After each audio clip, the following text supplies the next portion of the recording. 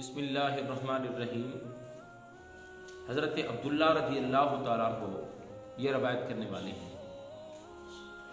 کیا ارشاد فرماتے ہیں کہ اللہ کے پیارے نبی، پیارے رسول، فخر دو عالم، نور مجسم، شفیع معظم، رحمت دو عالم صلی اللہ علیہ وآلہ وسلم ایام بیعت کے روزے نہیں چھوڑا کرتے تھے، چاہے سفر ہو چاہے حضر ہو۔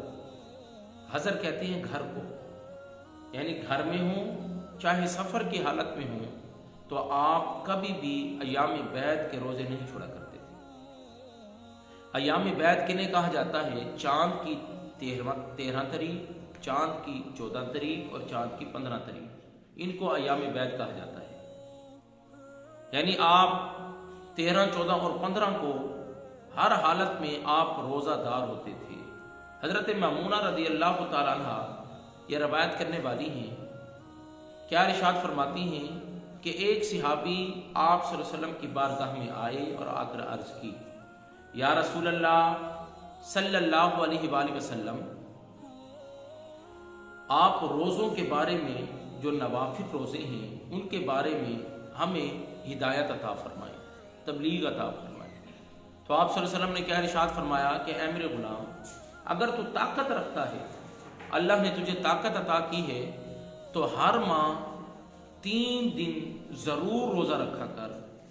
یہ حدیث مبارک کے الفاظ ہیں، اگر تو طاقت رکھتا ہے۔ عرض کی یا رسول اللہ صلی اللہ علیہ وآلہ وسلم، اس میں کیا حکمت ہے؟ تو اللہ کے پیارے نبی صلی اللہ علیہ وسلم نے ارشاد فرمایا، جس طرح کپڑا جتنا بھی گندا ہو، میلا ہو، کچیلا ہو، اس کو پانی سے صاف کیا جائے تو بالکل وہ پاک اور صاف ہو جاتا ہے، دھویا جائے تو بالکل پاک اور صاف ہو جاتا ہے، اسی طرح یہ 3 روزوں کی برکت یہ ہے کہ ہر روزہ 10 گناہوں کو مٹاتا ہے، اور یہ 3 روزوں کی برکت سے اللہ تعالیٰ یعنی تیرے سارے مہینے کے گناہوں کو دھو ڈالے گا۔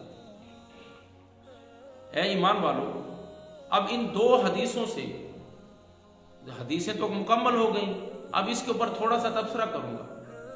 ایک روایت کرنے والے حضرت عبداللہ رضی اللہ تعالیٰ عنہ ہیں، اور دوسری حدیث کی روایت کرنے والی حضرت میمونہ رضی اللہ تعالیٰ عنہ ہیں۔ ان حدیثوں سے ہمیں جو سبق حاصل ہوتا ہے ذرا توجہ فرمائیے گا۔ پہلا سبق یہ حاصل ہوتا ہے کہ یہ 3 روزے ہمارے سارے مہینے کے گناہوں کو دھو ڈالیں گے، پاک صاف کر دیں گے۔ اور دوسرا سبق ہمیں جو حاصل ہوتا ہے وہ یہ ہے کہ ایام بیعت، یہ بیعت، اس کو کیا، یہ بیعت، اس کے لغوی اور اصطلاحی معنی کیا ہے؟ یہ عربی زبان کا لفظ ہے، ایک ہوتا ہے اسود، ایک ہوتا ہے ابیض۔ اسود کہتے ہیں سیاہ کو، اور ابیض کہتے ہیں روشن کو، نورانی کو، سفید کو۔ اب یہ جو ابیض ہے، اس سے لفظ بیعت بنا ہے۔ اس میں حکمت پتہ ہے کیا ہے؟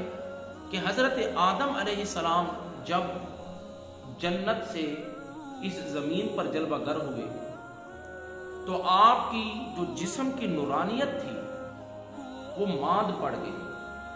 تو آپ نے التجا کی کہ یا اللہ، جس طرح میں جنت میں رہتا تھا اس وقت میرے جسم کے اوپر جو نورانیت تھی، جو مجھ سے نور نکلتا تھا، لیکن دنیا میں میری وہ کیفیت نہیں ہے، میرے جسم کے اوپر وہ حالت نہیں ہے۔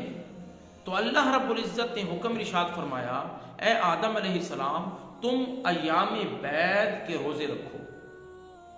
یہ جو ایام بیعت کے روزے ہیں، ان دنوں میں چاند نہایت ہی روشن ہوتا ہے، اس لیے اللہ رب العزت نے ان دنوں کو ایام بیعت کہا، فرمایا۔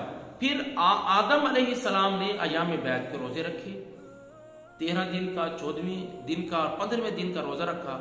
آپ فرماتے ہیں کہ جس طرح میں نے پہلے دن کا روزہ رکھا تو میرے جسم کا 1/3 حصہ روشن ہو گیا، دوسرے دن روزہ رکھا، دوسرا تہائی حصہ روشن ہو گیا، دوسرا حصہ روشن ہو گیا، تیسرے دن جیسے روزہ رکھا اور افطار کیا تو میرا پورا کا پورا جسم نورانی ہو گیا، جس طرح جنت میں ہوا کرتا تھا۔ تو نوجوانوں کو، میں بچوں کو یہ حدیث مبارک سے سبق دینا چاہتا ہوں۔ وہ سبق کیا ہے؟